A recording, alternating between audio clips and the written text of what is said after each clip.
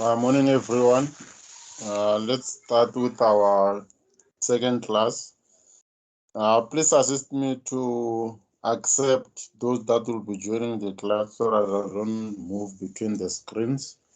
If you have questions when I'm presenting today's lecture, just unmute and state that you want to ask a question because I can't see when you have raised up your hand on the main screen since I'm on the presentation mode on the other side. So just kindly please assist me to accept those that will be coming. So previously, in our first class, I gave you an overview of what is a research project, and I outlined the chapters that we are going to do. So before we start with how chapter 1 should be structured, I need to indicate that we had a meeting last week. I think it was Thursday, if I'm not mistaken, whereby as the faculty and other departments were discussing what should be the product that we should produce at postgraduate in terms of research. So previously, before universities introduced postgraduate diploma, there was a bridging course. It was about 1 year in TUT, whereby students or candidates were taught on how to do research. Thereafter, on second semester, you were expected to develop a research proposal that can be submitted when you start with your masters.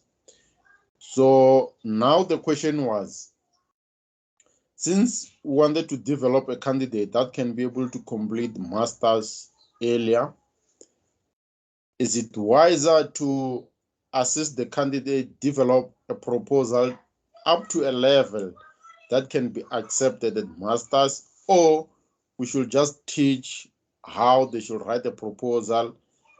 Even if there are mistakes, we will see it when we get to masters, or we make sure that they develop a proposal in principle of research, and again, when you continue with project, you still be given a chance to be able to work again in your proposal up to a level that when you take it to external examiners, then they also give a rubber stamp to say it is on that level of a master. So that is very important. So I thought it's better I inform you earlier so that if there is a change as we continue, it might happen that we might have to revisit the proposals.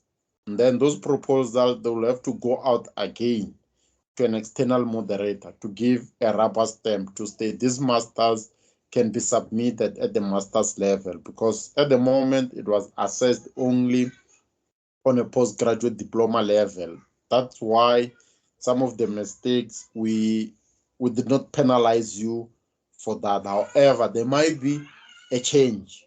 So please bear that in mind, that in between, I might say that we'll stop here, then we revisit the proposal. So that's very, very important.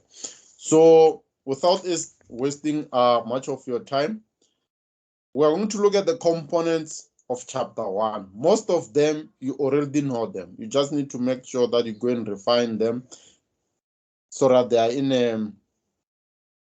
a level whereby if we'll have to take it again to the external moderator, they give it a rubber stamp to say this is on the level of a master's student, because we want to produce candidate that can be able to present a quality research proposal that can be accepted in any university on a master's level. That is very, very important. So your chapter 1 is the critical, most important chapter in your research, because it sets a tone of how you do things, how you write things.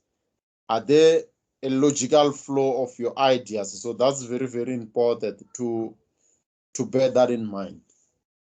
So the structure of your chapter 1 can be as follows. you'll have 1.1. This is where you're going to introduce the background of your research area. This is where you are required to introduce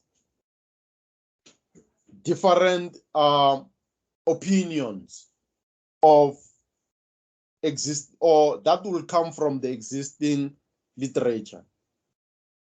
This is where you want to make sure that you attract your readers to be interested into reading your work. That's very, very important.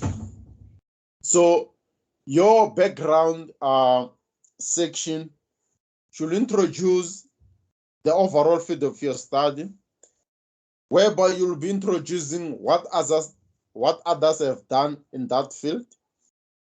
You'll be required to introduce the problem that you want to solve. Here, you have to make sure that you state clearly what it is that is missing in the current literature that you, as the researcher, you are going to solve, and why it is that a problem that requires to be solved. If we don't solve that problem, what are the consequences that we are going to continue to face in that specific field? That's very, very important. You'll be required to introduce the aim of the study and the objectives. We don't really need you to write exactly your objectives in this case, but however, we want you to introduce the aim of the study and how you are going to design your solution. By doing so, you'll be linking your aim of your study and the objective. What do we mean by that? If you are going to develop a solution, we want you to state that in order to solve the identified problem, this study aims to develop or is going to develop this particular solution. This is how the particular solution is going to be developed, and give reasons why those techniques you have selected are going to solve the identified problem. By doing so, you'll be introducing your methodology, you'll be introducing your aim and objectives. We don't really need you to state or to write exactly the objectives which are going to be in the aims and objectives sections, but we want to see flow of ideas of what is the problem, how are we going to solve that problem, which methodology are you going to solve that problem. So that's very, very important. The technique